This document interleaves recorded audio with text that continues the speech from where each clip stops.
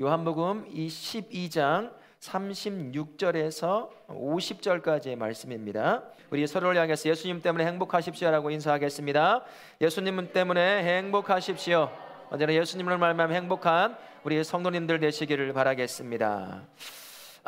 오늘 말씀은 두 가지 장면이 연출이 됩니다. 하나는 예수님께서 공개적으로 말씀을 선포하시는 마지막 메시지예요.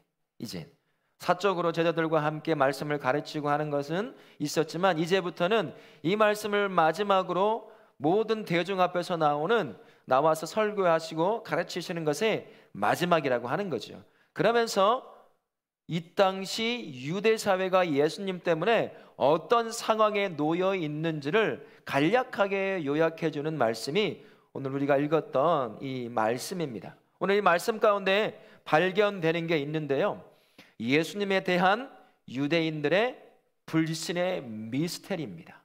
왜 미스테리일까요?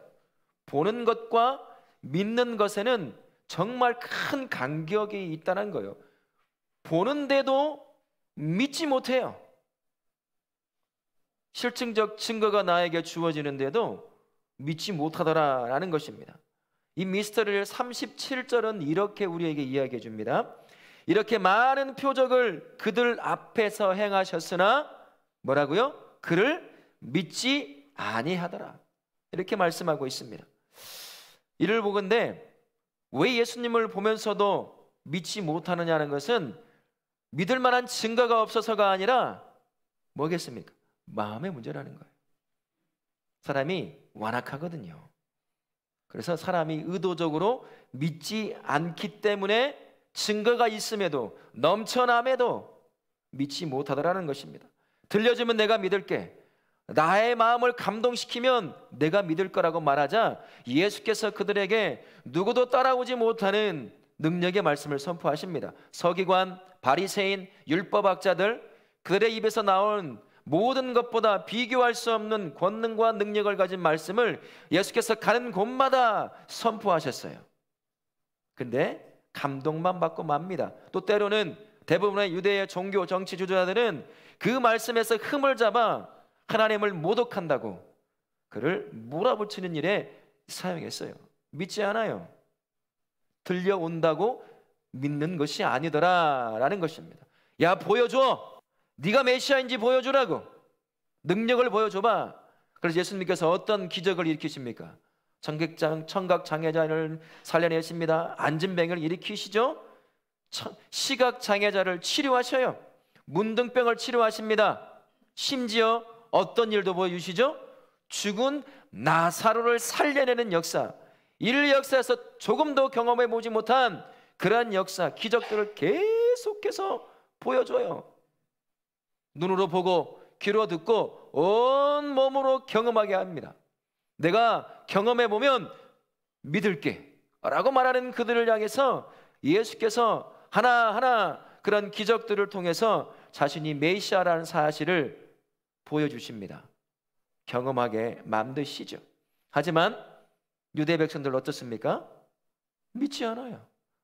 수많은 증거들이 있고 수많은 경험들을 할 수 있을 기적들이 일어나고 있음에도 불구하고, 그 기적의 현장에 딱 내가 세워져 있음에도 불구하고 예수를 믿지 않더라는 겁니다. 증거가 없어서가 아니라는 거예요. 그러면 뭐가 문제라는 겁니까? 여기가 문제라는 거예요. 완악함이 문제라는 겁니다. 완악해서 믿지 않는 것, 그것을 가리키고 있는 거죠. 이게 바로 불신의 미스터리입니다. 보고 듣고 맛보고 만져보고 하는 그 역사의 현장에 있는데도 불구하고 믿질 못해요. 우리 같으면 들려오고 눈으로 보고 만져지고 맛볼 수 있으면 믿을만 하잖아요. 그죠? 근데 안 믿어지더라는 거예요. 우리도 그럴 겁니다. 예수님이 내 앞에 있으면 정말 잘 믿을 것 같은데, 아니 나 이스라엘 사람들 정말 이해가 안 돼. 아니 예수님 바로 앞에서 지금 죽은 나사로도 살려내는데 그걸 봐놓고서는 못 믿는다고? 그러면 우리가 그 시대로 딱 가면 그들과 함께 서 있으면 우리도 그렇게 믿을 거라고 생각하셔요? 안 되더라고요. 안 돼요. 여기가 완악해서 그래요. 마음이 완악해서 예수님이 자신이 메시아라는 것을 아무리 들려주고 보여줘도 믿지 않더라는 것입니다. 증거의 부족이 아니라 마음이 완악해서 그분을 받아들일 수 없다라는 거죠. 우리에게도 그런 거 있지 않습니까? 예수님, 하나님 나에게 하나님의 살아계심을 좀 보여주십시오. 내 인생에 하나님이 진짜 있다는 걸 내가 경험하게 만들어 주세요. 거기에 더해서 내가 예수 믿는 것을 알고 있는 다른 사람들이 내 인생을 바라봤을 때 정말 깜짝 놀랄 만한 기적들을 그냥 매일같이 일으켜 주세요. 사고 났는데 자동차는 폐차시키지만 나는 털끝 하나 다치지 않게 해주세요. 그러면 내 믿음이 더 깊어질 것 같아요. 하나님의 살아계심을 더 잘 알 것 같아요. 여러분 그런 생각 해본 적 있으십니까? 안 믿어지는 걸 믿으려고 할 때 보통 그렇게 말을 할 수도 있잖아요. 근데 그렇게 보여준들, 그렇게 경험하게 한들 믿을까요? 보세요. 예수님이요, 믿음의 실체인 그분이 자신의 앞에 있어요. 한 번도 경험해 못한 기적들을 일으켜내십니다. 근데 아무도 안 믿어요. 마음이 완악해서라는 거죠.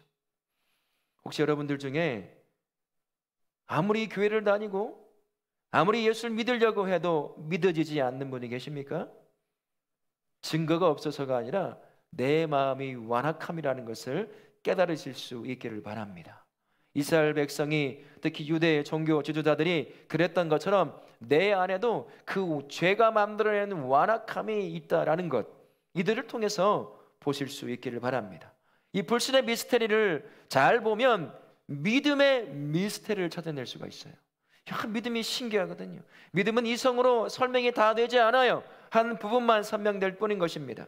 그래서 믿음도 다른 한편으로는 미스테리가 될 수가 있는 거예요. 믿음이라고 하는 것은 하나님의 주권적 행동, 그 역사와 인간의 선택과 결정, 이 두 가지가 만나서 이루어지는 게 믿음입니다. 38절부터 41절에 사도 요한이 이들의 불신을 이렇게 이야기해요. 하나님께서 이들로 이사야의 예언을 성취하게 하신다는 말을 씁니다. 사실은 그들의 완악함 때문에 믿지 못하는 거거든요. 다 보여줌에도 그렇게 보여주는 거예요.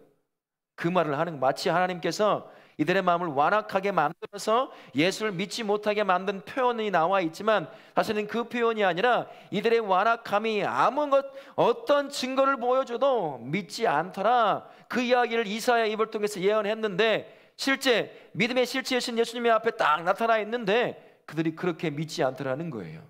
그래서 그것을 성취하기 위함이라는 것입니다. 이게 바로 하나님의 주권적 행동인 것이에요. 하나님의 믿음을 주셨습니다. 어떻게 믿음을 주셨어요? 이스라엘 백성들에게 믿음의 실체인 예수님을 그들에게 주신 거예요. 저와 우리는 한 번도 보지 못했어요. 예수님 눈으로요. 그죠? 우리 귀로는 한 번도 그분의 음성을 들어본 적이 없어요. 그분의 기적을 직접 경험해 본 적이 한 번도 없습니다. 하지만 이스라엘 백성들은 믿음의 실체인 예수를 그들에게 직접 주셨어요.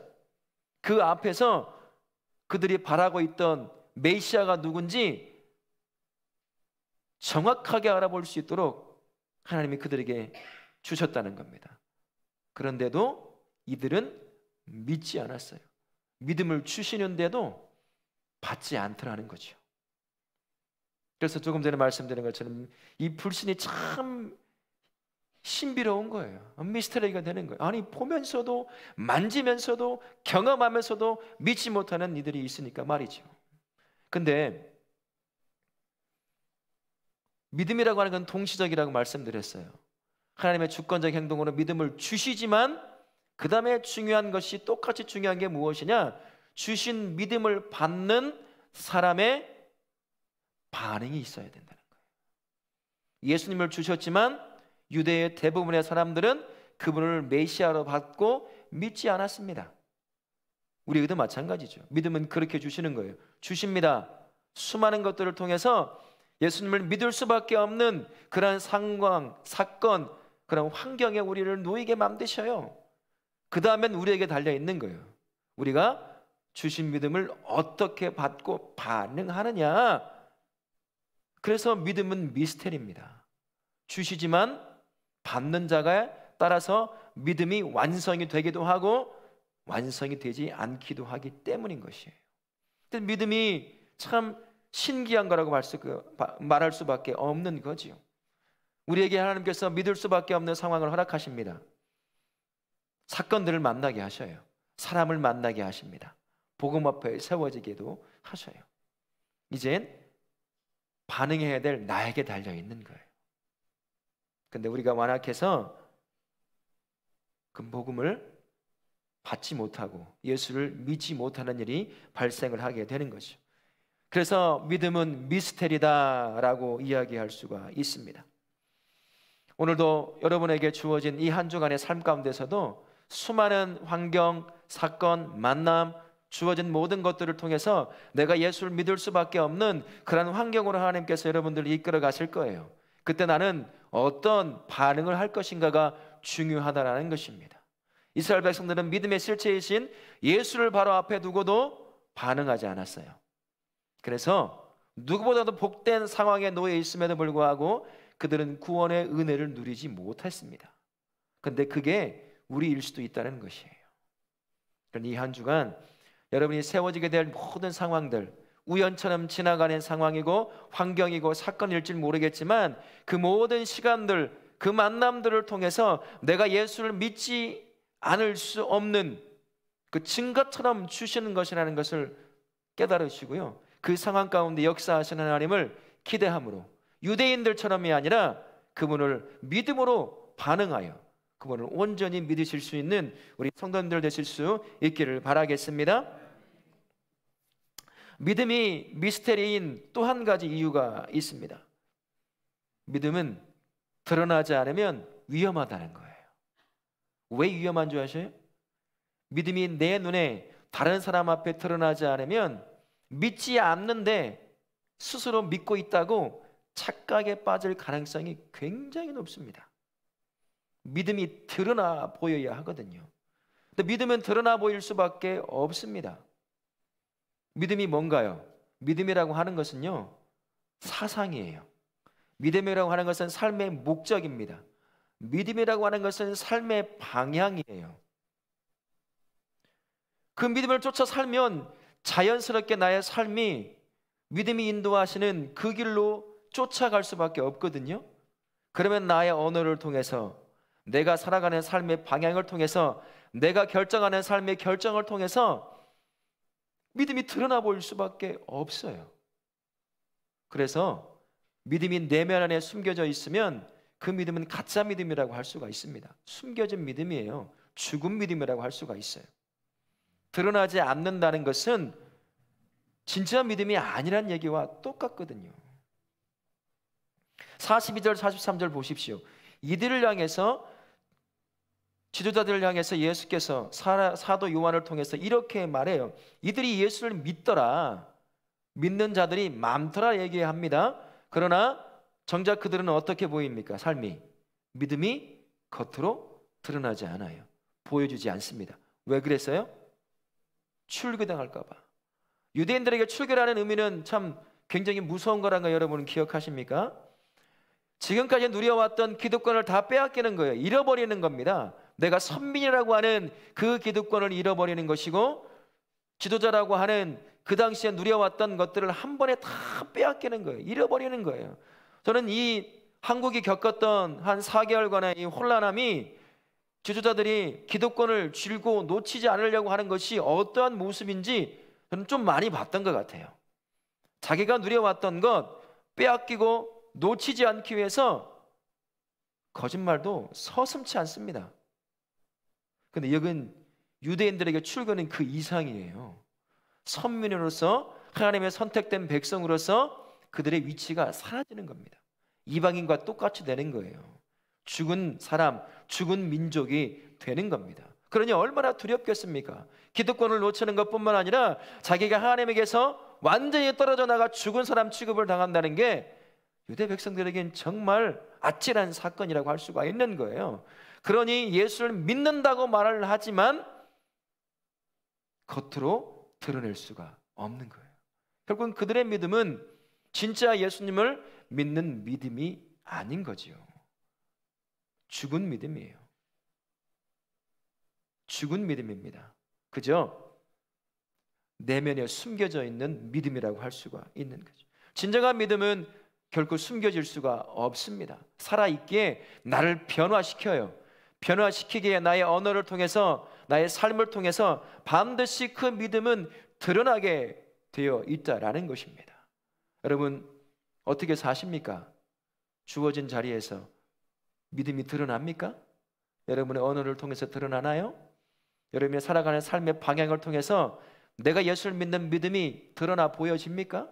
내가 너를 보니까 너가 예수 믿는 사람이구나 라고 말을 하던가요? 주변의 사람들이? 아니, 어느 날 교회 가는 걸 몰래 모르고 봤어요. 직장에 갔더니 어떤 일이 발생해요? 동료들이 깜짝 놀라는 거예요. 네가 교회 다녔냐? 세상에. 여러분, 이런 말을 들으면 어떻게 해요? 얼마나 교묘하게 믿음을 숨겨놨으면 그 5년, 10년 같이 직장을 다녔는데도 아무도 교회 다니는 걸 몰라요. 예수 믿는 거 부끄러우세요? 죽은 믿음이죠.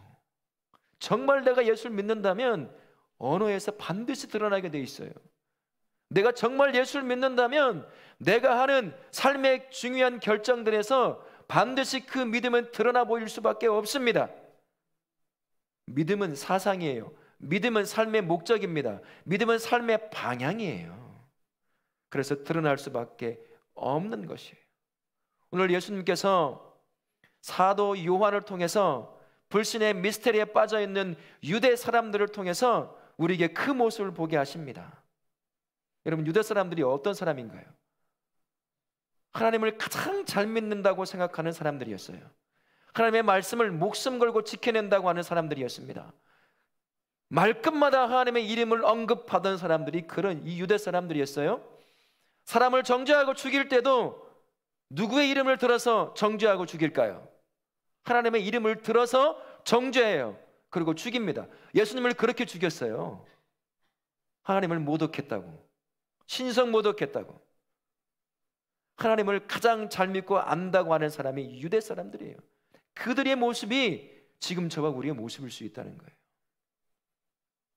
불신의 미스터리에 빠져있는 이들의 삶의 모습이 지금 저와 우리입니다. 믿는다고 착각에 빠질 수 있어요. 여러분, 함께 지금까지 신앙생활에 왔기 때문에 다양한 모습으로 교회에 예배를 드리고 무엇도 하다 보니 내가 진짜 믿음을 가지고 있다고 착각에 빠져 있을 수 있습니다. 그런데 오늘 예수께서 불신의 미스터리에 빠져 있는 이 유대 사람들을 바라보게 하심으로 말미암아 내가 그런 사람이 아닐까 다시 보게 하신다는 거예요. 무엇을 우리가 해야 될까요? 이제 나의 내면에 깔려 있는, 숨겨져 있는 이런 불신을 직면할 수 있어야 돼요. 예수님, 저 목사님, 저 예수님 잘 믿고 있는데요. 이게 무슨 소린가요? 들어보세요.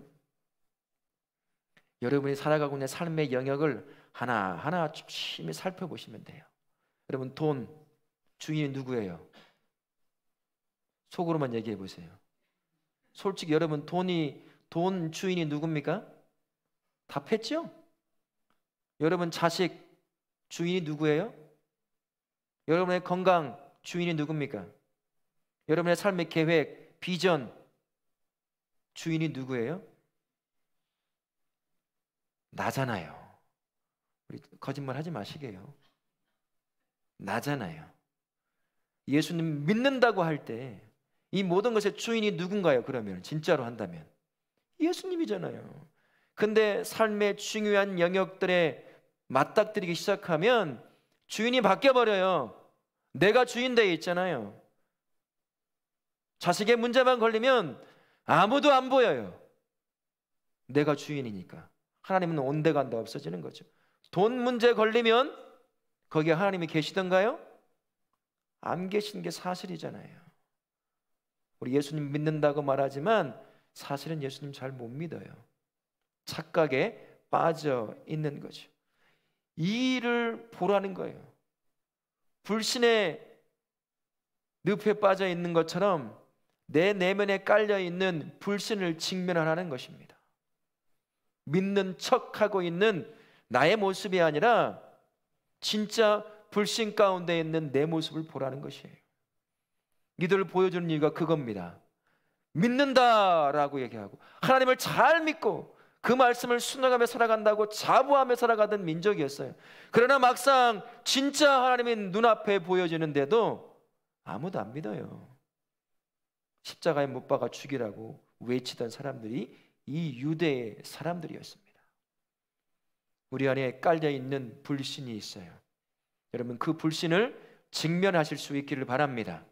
직면하지 않으면 믿는 착각에 여전히 빠져서 죽을 때까지 그러고 갈 수밖에 없습니다.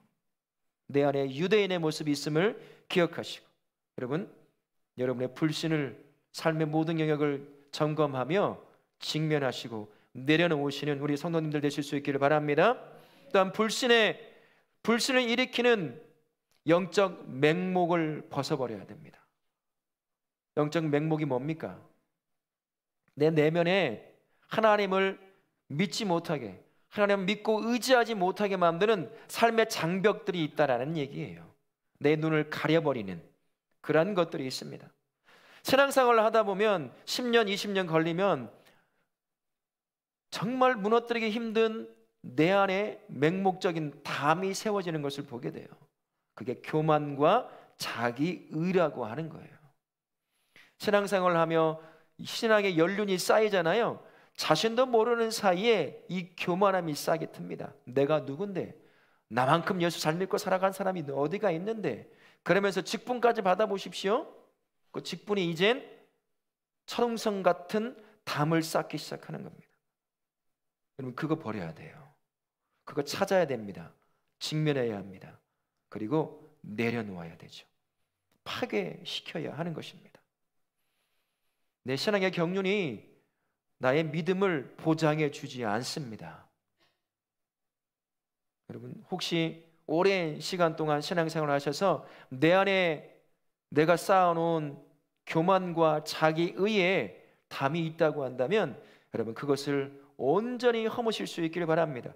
그래야 예수님이 내 인생에 찾아오셔서 다시 내 인생을 통해 새로운 역사를 이루실 수가 있습니다. 나는 착각에 빠져 있지만 내 인생은 예수가 없는 인생으로 전락할 수가 있어요. 그런 여러분 안에 40년의 신앙생활이 30년의 신앙생활이 물거품이 되지 아니하도록 여러분 안에 쌓아져 있는 그 담, 교만과 자기의의 닮을 온전히 허물어 버리실 수 있기를 바라겠습니다. 그래야 영의 눈이 열리기 시작합니다. 그래야 예수 앞에 한 걸음 더 가까이 나아갈 수 있어요. 진정한 살아있는 믿음을 소유할 수 있게 되는 것이죠. 또한 내면에 숨겨진 죽은 믿음이 아니라 공개적으로 고백하는 살아있는 믿음을 가지라고 우리에게 유대인들의 불신의 미스터리를 직면하게 하신다는 것을 알 수가 있습니다. 믿음은 앞에서도 말씀드렸지만 결코 숨겨질 수 없다고 여러분들에게 말씀을 드렸습니다. 유대 사람들은 숨길 수 있다고 생각했던 모양이에요. 그 믿음이요. 그러나 숨길 수가 없습니다. 믿음은 말씀드리지만 삶입니다. 삶의 방향이요, 삶의 목적이요, 삶의 사상과도 같은 것이 믿음이에요. 그래서 삶을 살다 보면 반드시 예수를 믿으면 그의 삶에서 입을 통하여 삶을 통하여 그 믿음은 드러나 보여질 수밖에 없다는 것을 여러분 기억하실 수 있기를 바랍니다. 그런데 여러분은 어떻습니까? 좀 숨기잖아요. 그죠? 말하지 않아요. 왜요? 사람들이 나를 어떻게 바라볼까? 그 시선, 그 평판이 두려운 거예요. 예수를 믿는다고 했던 그 관리들이 그런 사람들이었거든요. 그 평판이 무서운 거예요. 자신을 바라보는 시선이 참 부담스럽고 어려웠던 겁니다. 근데 우리도 그럴 수 있어요. 여러분이 살아가는 삶의 자리, 직장, 가정 어디든 간에 바로 그 자리에서 사람들이 나를 뭐라고 바라봐 줄까? 사람들이 나를, 예수 믿는 나를 뭐라고 평가해 줄까? 그것이 두려운 거죠. 그래서 혹시나 내가 예수 믿는 것 때문에 손해보면 어떻게 하지? 내가 예수 믿는 것, 이것을 바라보면서 야, 너 광신도 같다, 이렇게 말하면 어떻게 하지? 그래서 함께하는 자리에서 식사기도 한번 제대로 못하는, 그렇게 믿음을 숨기고 있는 거죠. 여러분, 근데 그 믿음 죽은 믿음이에요. 살아있는 믿음 아닙니다. 믿음의 삶은 반드시 드러나 보일 수밖에 없다는 걸 기억하십시오. 예수 그리스도가 빛으로 이 땅에 오셨어요. 그게 믿음이라고 한다면 예수님 뭐하러 빛으로 오십니까? 빛은 만천하에 다 드러나 보일 수밖에 없잖아요. 믿음도 마찬가지예요. 믿음도 다 드러나 보일 수밖에 없어요. 숨길 수가 없습니다. 그래서 순교를 당하는 거죠. 그래서 피해를 입는 거예요. 예수 믿는 삶을 살아감으로 말미암아 숨길 수가 없기 때문인 것입니다. 사람들의 시선과 평판이 우리 성도들로 하여금 여러분의 예수 믿는 믿음을 숨기게 합니까? 그게 뭡니까? 여러분, 그것을 내려놓아야 됩니다. 고백하십시오. 드러내 보이십시오. 두렵죠? 걱정이 되기도 해요. 내가 예수님을 드러내므로 말미암아, 내가 예수를 고백함으로 말미암아 받을 이런저런 것들이 다가오게 되니 염려가 되기도 하겠지요. 근데 그게 성도의 삶이라고 생각해요. 그게 성도의 삶이에요. 예수 믿는 것 때문에 복만 누리는 것이 아니라 예수 믿는 것 때문에 때로는 복이 아니라 어려움도 당할 수 있어요. 그게 믿음의 역사입니다. 수많은 믿음의 선진들을 한번 보세요. 다 복받지 않았어요. 거의 다 순교당했습니다. 가장 가까이서 예수님과 함께 동행했던 12 제자들 모두 순교당했어요. 우리가 생각하기에 예수 잘 믿으면 복받아야 하잖아요. 그런 삶만 있는 것 같아 보이지만 절대 그렇지 않습니다. 믿음이라고 하는 삶이라고 하는 것은 언제나 그 믿음 때문에 어려움을 당할 수 있다는 사실을 항상 기억하고 있어야 돼요. 그래서 믿음을 드러내는 것에 두려워하지 않기를 바랍니다. 걱정하지 마십시오. 그게 우리의 삶이에요. 손해볼 수 있어요. 왕따 당할 수도 있을 것입니다. 하지만 그것이 끝이 아니라는 것이죠. 그럼 여러분, 진짜 살아있는 믿음을 가지고 계시다고 한다면 이 한 주간 여러분들이 세워져 있는 그 자리에서 유대인들처럼, 유대의 지도자들처럼 믿음을 숨기는 것이 아니라 드러내 보이실 수 있기를 바랍니다. 왜 이들을 우리에게 보여줍니까? 너희도 그렇게 믿음을 숨기고 있는 건 아니냐? 내가 부끄럽냐? 너에게는 나 예수가 부끄러운 존재냐? 숨겨야 될 존재냐? 그렇게 묻고 있는 겁니다. 사랑하는 우리 모든 성도님들, 이 한 주간 여러분이 세워진 그 자리에서 유대 지도자들처럼 가지고 있는 건 놓칠까 봐 사람들의 평판과 그 시선이 두려워서 여러분의 믿음을 숨기지 않기를 바랍니다. 드러내 보이실 수 있기를 바랍니다. 그래서 야, 저 사람 예수 믿는 사람이야. 정말 불편하거든요. 누군가 내가 예수 믿는 사람이라는 걸 알면 그 다음부터요, 여러분 말 함부로 못해요. 손해볼 것이 정말 많아져요. 진짜로. 어제까지는 욕도 해요. 싸우기도 해요. 그런데 내가 예수 믿는 걸 알아요. 그 다음부터 못해요. 그렇게 예수 닮아가더라고요. 내가 믿음을 고백하니까, 내가 예수 믿는 걸 드러내니까 그때부터 내 진짜 믿음이 생기기 시작하더라는 거예요. 사랑하는 우리 모든 다울학교 성도님들, 저도 마찬가지고요. 믿음을 숨기는 자가 아니라 믿음을 드러내 보이실 수 있기를 바랍니다. 불신이라는 하는 단어와 함께 여러분들 36절 한번 읽어보세요. 참 충격으로 다가옵니다. 뭐라고 말씀하시냐면, 너희에게 아직 빛이 있을 동안에 빛을 믿어라. 이 빛이 누구예요? 예수님이서요. 그리고 예수님이 이렇게 말씀하십니다. 예수께서 이 말씀을 하시고 그들을 떠나가서 숨으시니라. 예수께서 우리 삶에서 더 이상 들려오지 않을 때, 보여지지 않을 때가 있어요. 나는 예수 믿는다고 착각하고 살아가는데 사실은 그것은 가짜 믿음, 죽은 믿음이었어요.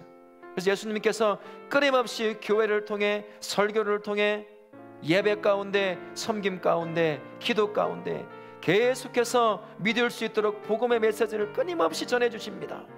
근데요, 어느 날 그게 예수님께서 마지막 말씀을 하시고 숨으시는 것처럼 우리 삶에서 더 이상 들려오지 않을 때가 있다라는 얘기예요. 더 이상 보여지지 않을 때가 있다라는 겁니다. 그러니 지금이 바로 예수님을 온전히 믿고 고백할 때라고 우리에게 가르쳐 주시는 거예요. 믿는다고 착각에 빠져 있지 않기를 바랍니다.